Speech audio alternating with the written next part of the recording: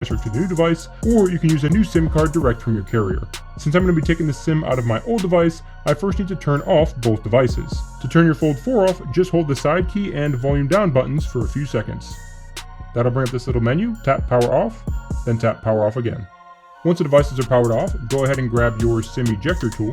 Find the SIM tray on your old device and push the SIM card ejector tool into the SIM ejector hole. That'll make your SIM card tray pop out, and you can pull it the rest of the way out. On your Fold 4, the SIM tray is going to be in the top left part of the phone. I'm going to go ahead and push the ejector tool into there, pull the tray out.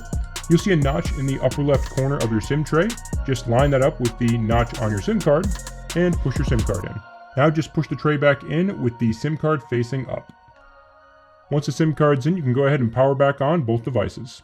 If you have an unlocked Fold 4 like I do, you'll get this little pop-up that tells you that the device is going to need to restart to configure features supported by the new SIM card.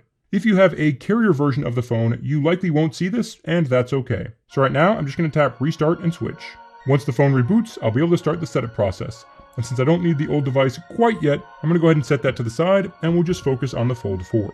Now just hit start to start the process. The first thing you need to do is agree to Samsung's terms and conditions, as well as their privacy policy.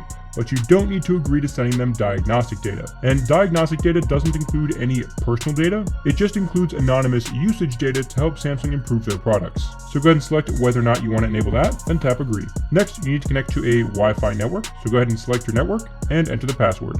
Next, it's going to check for updates and install them. If you have an unlocked device, the next screen you'll be met with is copy apps and data.